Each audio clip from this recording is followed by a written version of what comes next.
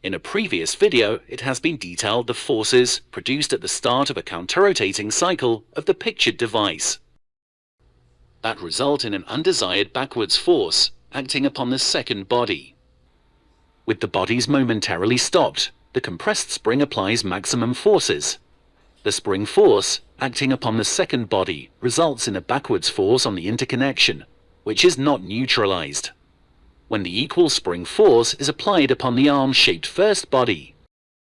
In the case of helical compression springs, when they are compressed to a shorter length, they provide a force or push to return the spring back to its normal length.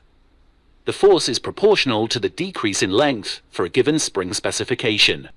Since the spring force decreases while the spring is expanding to its normal length, the backwards resultant has a very short duration.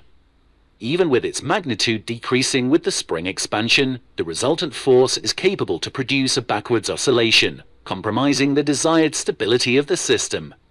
In an attempt to deal with this problem, one way is to change the first body geometry. To begin with, the first body portion, between the interconnection and the encasement of the primary of the arc electric motor, is eliminated.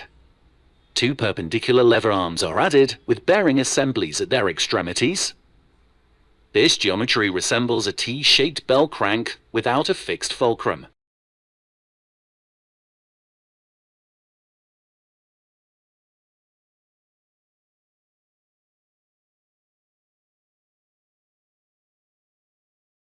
When the spring force acts upon the electric motor primary housing located at the proximal end of the radial segment of the first body, the perpendicular lever arms are forced in the direction of the spring force. At the same time, the center of mass of the first body, located at a distance from the line of the applied force, manifests an inertial resistance to acceleration. A torque is produced and acts upon the guide walls on the upper face of the second body by means of the bearings of the two lever arms of the first body. It is a known fact that, when a force is applied at a distance from the center of mass of a body, the body moves in a general plane motion. That is, the center of mass moves in a line parallel to the force, and the body rotates around the center of mass. The same process applies to the first body in opposite direction. When the bearings of the lever arms of the first body are engaged in the guides on the upper face of the second body, these processes become conflicting. Observing the interaction of the two bodies from the geometric axis of the first body, it can be seen that the second body cannot move in a translation parallel to the force applied by the spring, because an equal and opposite force is applied on the perpendicular lever arms of the first body. In addition, a torque contributes to oppose the motion of the second body produced by the perpendicular lever arms of the first body, as a result of the force applied by the spring on the proximal end of its radial portion, added to the inertial resistance to acceleration that its center of mass manifests on the distal end of its radial portion. From this opposing interaction, it is expected that the resultant force produced as a result of the spring force applied on the first body can neutralize the opposite resultant force produced as a result of the application of the spring force on the second body. This will depend on the specifications of the first body, beginning with its mass and the distance between its center of mass and the line of the force applied by the spring. If this is achieved at the moment of the expansion of the spring and application of the pair of equal and opposite forces, the resultant on the interconnection is expected to be zero. The interconnection becomes the center of rotation of the two bodies. To rotate around the interconnection, the center of mass of the second body must be under the action of a force vector perpendicular to the force parallel to the spring force. Since the center of mass of the first body tends to move in a straight path, it can provide this force.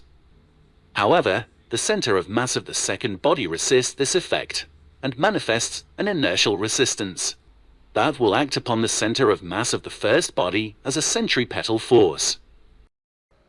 This centripetal force composes with the force acting upon the center of mass of the first body parallel to the spring force, a resultant force that will incurvate the path of the center of mass of the first body.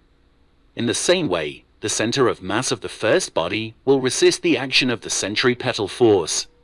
and this resistance acts upon the center of mass of the second body to provide the required force perpendicular to the force parallel to the spring force.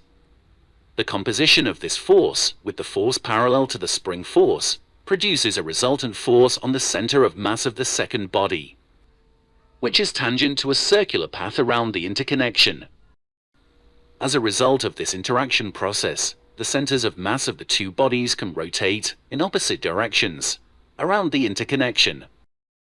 During the spring expansion, the impulsive force decreases and falls to zero when the spring returns to its normal length. Once the bodies are rotating free of spring forces, after the spring has returned to its normal length, their centers of mass tend to move in straight paths in accordance with Newton's first law.